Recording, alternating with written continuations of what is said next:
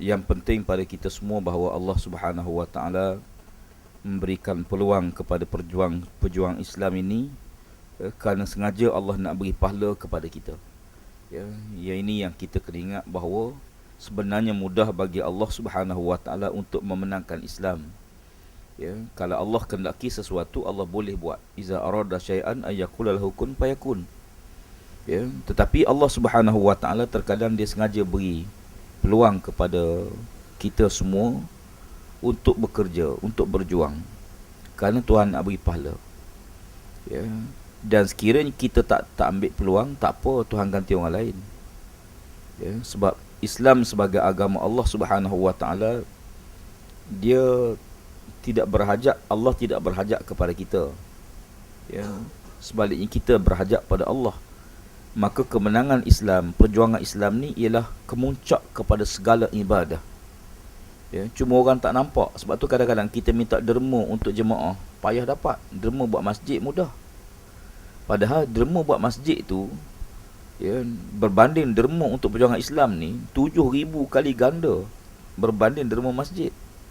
Tapi orang tak nampak perjuangan Islam. Sebab tu kita akan sebut bahawa kita mudah untuk buat masjid, tapi nak makmur masjid itu mesti ada kesedaran Islam. Kesedaran tu lahir daripada jemaah. Kalau jemaah Islam tidak bekerja, maka masjid banyak pun dia kosong je. Ya, jadi oleh kerana itu, perjuangan Islam ni merupakan salah satu di antara peluang yang Tuhan beri pada kita. Ya, sebab tu kadang-kadang bila kita kenang nikmat Allah, wa in ta'udu nikmatallahi la tuhsuha, kalau kamu hitung nikmat Allah memang tak terhitung. Tapi dalam banyak-banyak nikmat tu, apakah kemuncak nikmat kita? Ya, kemuncak nikmat kita yang kita dapati, ya, ada orang kata nikmat iman dan Islam. Alhamdulillah, ya, kedua-duanya betul.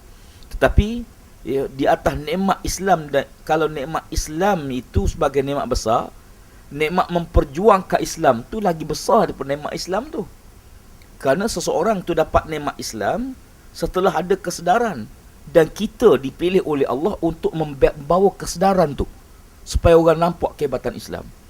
Sebab tu nak sebut dalam akhir-akhir ini, anak rasa di antara benda yang kita kena selesai ialah masalah kegagalan golongan agama yang sayang pada agama, yang duduk di masjid-masjid memahami konsep Islam sebenar.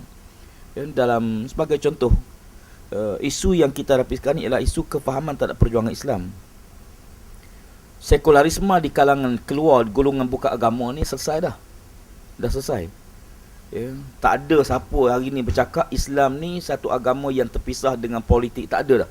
Politik suku, agama suku, dia 3 suku ni, kes ni selesai. Tapi yang tak selesai lagi di masjid. Ya, iaitu ramai lagi yang menganggap dalam masjid tak boleh cakap politik.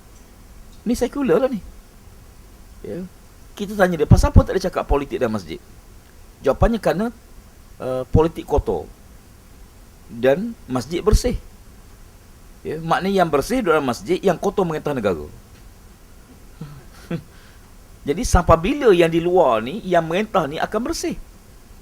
Sebab tu kalian tak pelik dalam masjid belajar kitab 5-6 kali khatam pun, bila mari mengundi pilih UMNO. Ya. Walaupun dia khatam kitab Matla'in Badrinnya, Wisahul Afrahnya, kitab macam-macam kitab-kitab yang muktabar, tetapi bila mari memilih pemimpin, dia boleh menyokong UMNO. Ya. Mufti. Jadi pasal apa dia sistem pendidikan tu lahir daripada sistem. Jadi bila sistem itu yang dikembangkan dalam, akhirnya ada menganggap bahawa masjid tak boleh cakap politik. Bila ditanya lagi pasal apa? Satu, politik kotor. Yang kedua, takut pecah belah masyarakat. Ya, sebab dalam masjid ni ada berbagai-bagai parti, ada orang begini, ada orang sokong UMNO, ada orang sokong PAS. Kalau kita bercakap politik, maka nanti masyarakat kita pecah.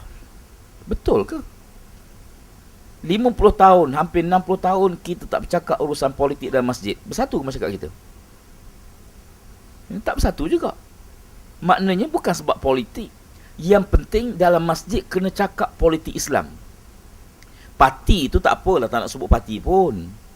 Ya, parti ni dia, ya, kalau saya beritahu tuan-tuan sekalian, ada sebiji buah, dia warna dia hijau, kulit dia bertumpuk-tumpuk. Kalau kita belah dia warna merah, banyak air. Kemudian kalau kita makan dia manis. Buah apa? Tak payah sebut temikai, tak apa. Kan? Bila kita cerita politik Islam, syarat pilih pemimpin, syarat tanggungjawab pemimpin, amanah pemimpin. Tapi perlukah sebut PAS? Tak perlu. Ya, sebab ialah dalam konteks kita Malaysia mungkin mudah, tapi ada negara lain, Indonesia sebagai contoh. Parti Islam ni ada 5-6. Ya, jadi banyak parti Islam. Jadi oleh kerana itu yang perjuang sama, cuma kaedah je berbeza. Uslub je berbeza. Uslub ni dia tak ada uslub yang tetap. Sebab tu Allah kata dalam bab dakwah pun ud'u ila sabili rabbika bil hikmah.